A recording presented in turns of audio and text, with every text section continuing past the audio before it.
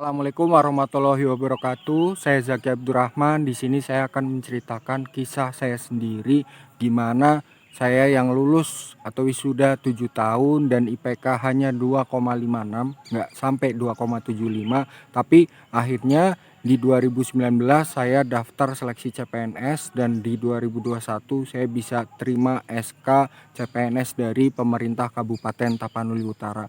Buat teman-teman yang kisah hidupnya sama seperti saya ataupun lebih beruntung, mungkin ini bisa jadi pembelajaran yang baik dan sharing pengalaman yang bagus juga untuk teman-teman dengerin. Makanya dengerin dari awal sampai akhir.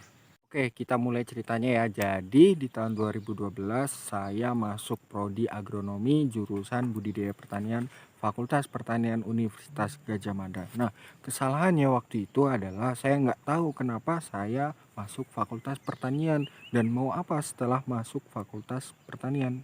Jadi kesalahannya yang jangan diulang sama teman-teman, kalau mau milih universitas jangan cuma lihat dari nama universitasnya, tapi ketika teman-teman milih jurusan, teman-teman juga harus tahu kenapa milih jurusan itu dan mau ngapain setelah wisuda.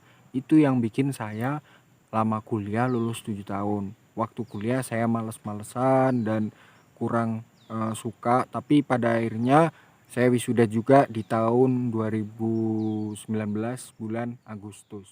Selanjutnya setelah saya wisuda bulan Agustus 2019, saya pulang ke rumah dari Jogja, pulang di Banyumas. Waktu pulang, kebetulan waktu itu bulan November penerimaan pendaftaran CPNS 2019 dan sebenarnya saya dipaksa sama keluarga untuk daftar CPNS.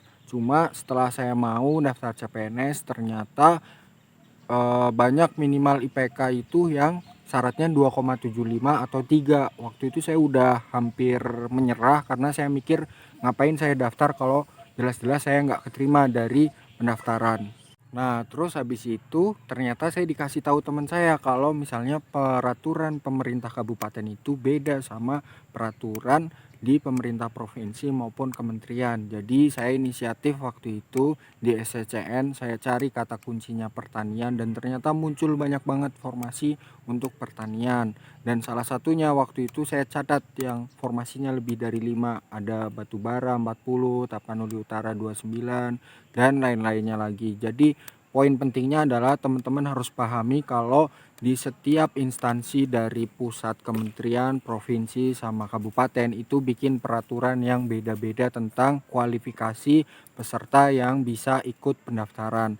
Kalau misalnya teman-teman udah tahu itu, teman-teman manfaatin website SCCN untuk cari formasi yang sesuai dengan kualifikasi pendidikan teman-teman. Habis itu teman-teman tahu formasinya di mana aja yang menerima, teman-teman cari peraturan dari entah itu Pemkapnya, Pemprovnya maupun kementerian. Nah, akhirnya saya memutuskan untuk daftar di pemerintah Kabupaten Tapanuli Utara. Pertimbangannya karena pertama di pemerintah Kabupaten Tapanuli Utara menerima peserta dengan IPK minimal 2,5. Otomatis saya bisa masuk karena IPK saya 2,56, lebih dari 2,5. Yang kedua karena formasi yang diterima di Tapanuli Utara itu banyak, nomor 2 di Indonesia untuk pemerintah kabupaten, 29 orang. Yang nomor 3 waktu itu saya mikir bahwa jumlah penduduk di Tapanuli Utara belum terlalu banyak. Akhirnya saya dinyatakan lolos untuk seleksi pendaftaran. Waktu itu bulan Desember kalau nggak salah pengumuman saya lolos untuk seleksi pendaftaran dan saya SKD waktu itu bulan Februari awal. Jadi dari bulan Januari sampai Februari awal untuk SKD saya baru belajar hamin seminggu waktu itu ketika saya lagi di pesawat perjalanan dari Soekarno-Hatta ke Silangit di Tapanuli Utara. Waktu itu saya belajar hamin 1 minggu, tapi saya pikir hamin 1 minggu itu waktu yang singkat. Dengan metode belajar yang pas atau tepat itu teman-teman bisa dapat hasil maksimal. Cuma jangan ditiru cara saya karena saya udah cerita sebelumnya saya nggak terlalu niat atau membayangkan bakal jadi CPNS. Jadi waktu itu cara belajar saya untuk SKD adalah saya waktuin tuh. Jadi kalau misalnya ada 100 soal waktunya 90 menit, kalau saya hitung itu satu soal 56 detik. Jadi saya waktuin ketika saya ngerjain dari nomor 1 sampai 100 saya udah seakan-akan melakukan SKD gitu dengan waktu 90 menit 100 soal.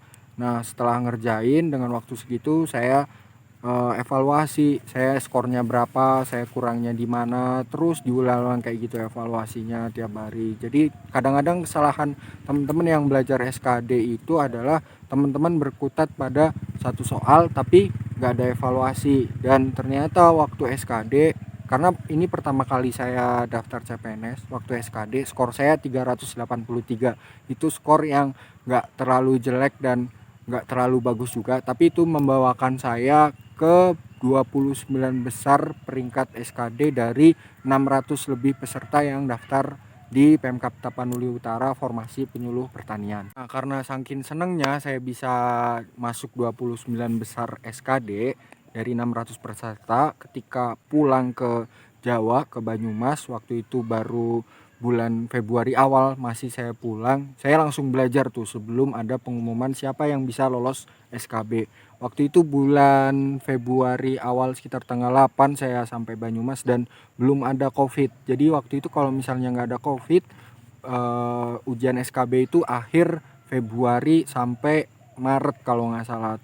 Saya udah belajar tiap hari. Jadi yang sebelumnya seminggu untuk SKD baru belajar, ini udah tiap hari belajar, dari bangun tidur sampai mau tidur lagi saya belajar terus. Dan saya pede waktu itu karena menurut saya untuk SKB bidang itu semuanya mulai dari nol, kita belajar tentang penyuluh pertanian dari nol, dan saya pede atas kemampuan saya sendiri. Dan ternyata menjelang SKB itu ada COVID, akhirnya ujian atau tes SKB itu di tahun 2020 ditunda sampai bulan September. Nah selama saya dari bulan Februari sampai September saya benar-benar nggak daftar kerja, saya cuma di rumah belajar tiap hari, saya ngerangkum materi, saya baca peraturan, saya baca berulang-ulang, saya ikut aktif di grup Telegram waktu itu, bikin kuis dan sebagainya. Jadi kalau tips untuk teman-teman waktu SKB, teman-teman pahami formasi teman-teman jabatan fungsional atau jabatan struktural. Kalau jabatan fungsional biasanya itu udah ada dari Permentan RB, itu kisi-kisinya, soal-soalnya tentang garis besarnya tentang apa. Nah dari situ teman-teman bisa jabarkan lagi atau turunkan lagi materinya yang berkaitan sama garis besar itu, dan teman-teman bisa manfaatkan grup kayak Telegram, WhatsApp untuk belajar. Jangan sampai teman-teman belajar sendiri, karena kalau belajar sendiri teman-teman nggak update ibaratnya. Kalau belajar bareng-bareng teman-teman bisa saling bantu satu sama lain. Nah singkatnya dari 2019 bulan Agustus sampai September 2020 saya akhirnya di bulan September 2020 itu tes SKB. Dari waktu 90 menit yang disediakan untuk 100 soal, saya cuma kerjain 30 menit SKB-nya, dan alhamdulillah ternyata dapat skor 405. Dan ketika digabungkan nilai SKD sama SKB diintegrasi, itu ternyata saya peringkat 12 atau 13. Nah, balik lagi soal IPK tadi, saya nggak merendahkan Tapanuli Utara atau gimana. Jadi dari 29 peserta yang keterima, cuma saya yang IPK-nya depannya 2, yang lain itu 3,5, 3,4. Nanti saya lampirkan di file pengumumannya biar teman-teman percaya kalau saya itu nggak bohong. Jadi intinya dari semua alur cerita yang saya udah ceritain tadi, teman-teman kalau misal mau daftar CPNS, teman-teman pertama harus ada doa ibu, itu penting banget doa dari ibu, kayak mempermudah kita. Dan banyak kehokian kalau misal kita udah direstuin sama keluarga. Jadi kehokian yang saya dapat waktu itu salah satunya adalah saya peserta dari Tapanuli Utara yang ujian terakhir sendirian di Jogja. Jadi semuanya udah ujian tapi saya terakhir di Jogja ujian, jadi saya tahu minimal saya dapat skor berapa untuk bisa masuk CPNS.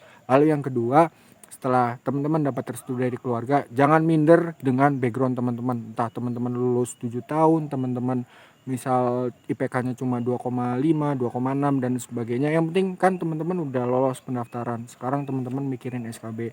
Lalu yang ketiga adalah teman-teman jangan down dulu ketika peringkat SKD teman-teman nggak masuk dari misalnya yang dibutuhin 1, teman-teman peringkat 3, jangan minder dulu, karena banyak teman-teman saya juga yang SKD-nya peringkat akhir tapi ternyata waktu SKB nilainya tinggi banget sampai akhirnya dia bisa masuk. Lalu Yang keempat, jangan pernah nyerah, belajar terus, jangan ngeluh apa-apanya, karena kalau misal kita yakin pasti bisa. Dan akhirnya sekarang saya bisa dapat NIP, udah keluar NIP-nya, dan itu satu kebanggaan yang luar biasa. Makanya saya ceritain di sini karena itu jadi salah satu motivasi saya bahwa semua orang punya masa depan dengan masa lalunya yang buruk. Semua orang punya masa lalu, tapi itu bukan jadi patokan bahwa masa lalu akan berangsur-angsur relasinya dengan masa depan buruk terus, enggak gitu teman-teman.